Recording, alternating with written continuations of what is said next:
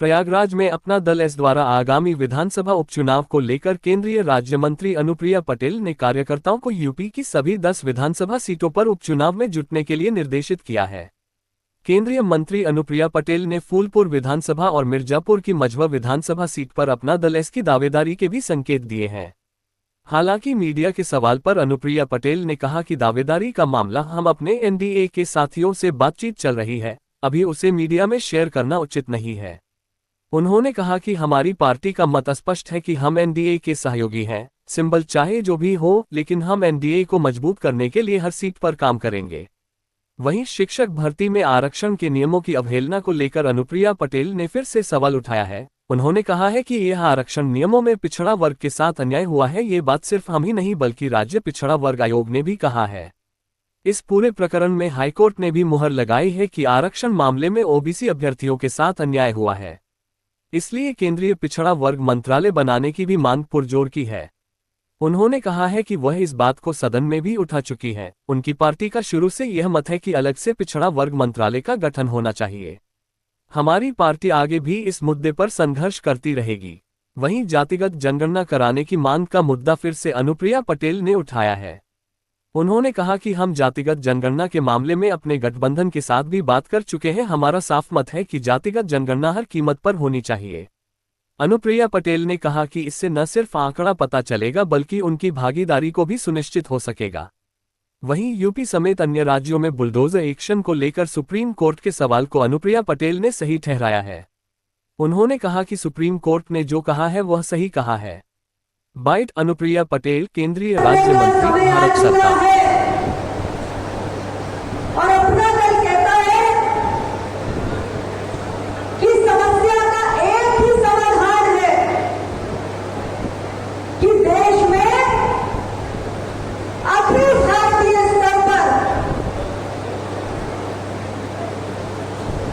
Judiciary के examination हो। देश के कोने कोने से प्रतिभावान युवक और युवतियां अखिल भारतीय स्तर की परीक्षा को पास करके देश की निचली अदालत से लेकर सर्वोच्च अदालत तक जब न्यायाधीशों के रूप में बैठकर अपनी सेवाएं देंगे तो एक तरफ न्यायपालिका में सामाजिक विविधता के दर्शन होंगे, दूसरी तरफ जो आज हमारी न्यायपालिका जजों की, न्यायाधीशों की संख्या की कमी से जूझ रही है और आम जनता के मुकदमों का निपटारा समय रहते नहीं हो पा रहा है। उनके हाथ केवल तारीख पे तारीख लग रही है। जब पर्याप्त संख्या में न्यायाधीश होंगे निचली अदालत से लेकर सर्वोच्च अदालत तक तो आम जनता की तकलीफ भी कम होगी, समय भी बचेगा और पैसा भी बचेगा और देश में न्याय प्रक्रिया एक नई ऊंचाइयों पर पहुंचेगी। और मैं आप सभी कार्यकर्ताओं को आज के इस दिन यही आग्रह करना चाहती हूं कि आप सब घर घर जाकर, गांव गांव पहुंचकर अपना दल की नीति और नीयत को स्पष्ट रूप से बखान करने का काम करें। आज के इस बैठक का एजेंडा संगठन विस्तार पर चर्चा और संगठन विस्तार विचारधारा के विस्तार से ही होता है। अपना दल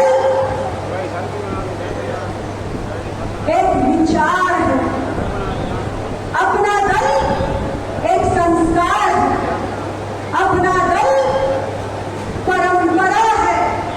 वंचित शोषित दबे कुचलों को उनका अधिकार दिलाने का विचार है, संस्कार है, परंपरा है।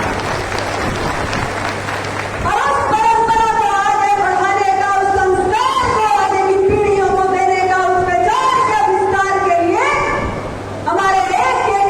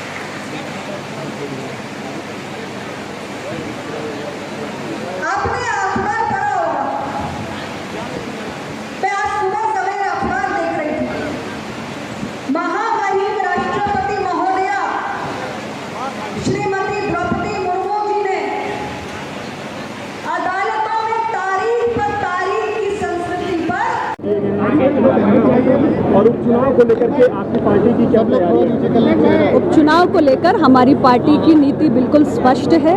उत्तर प्रदेश में 10 सीटों पर उपचुनाव होना है और मैंने कार्यकर्ताओं को स्पष्ट रूप से निर्देशित किया है कि हर सीट पर जो उम्मीदवार होगा वो एनडीए का उम्मीदवार होगा। सिंबल कुछ भी हो सकता है। जो भी प्रत्याशी आएगा हमारे कार्यकर्ताओं को पूरी ताकत झोंकनी है और उसे जिताकर उत्तर प्रदेश की विधानसभा में भेजना है। को लेकर के भी आप लोगों की तरफ से कोई क्लेम किया जाए? देखिए, हमारी जो भाजपा लीडरशिप से बात होनी है वो मैं मीडिया के साथियों को अभी नहीं कुछ उसके बारे में कह सकती।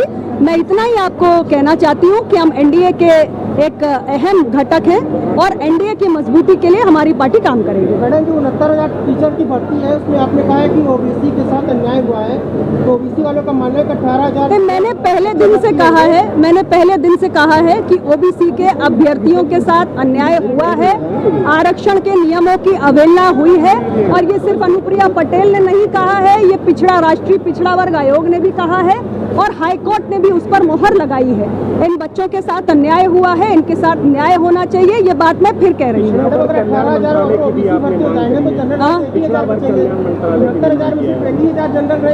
हमारी पार्टी निरंतर, आप आरक्षण की नियमावली को पढ़ के आइए तब आपको समझ में आएगा। आपने नहीं पढ़ा है, राष्ट्रीय पिछड़ा वर्ग आयोग की सिफारिशों को पढ़िए और कोर्ट के फैसले को मानिए। मैडम, विपक्ष कह रहा है कि आरक्षण को जो है नवी अनुसूची में डाला जाए, इसके बारे में क्या कहना चाहिए? हमारी पार्टी शुरुआती दौर से ही केंद्रीय स्तर पर एक अलग पिछड़ा वर्ग मंत्रालय के गठन का विषय उठाती आई है।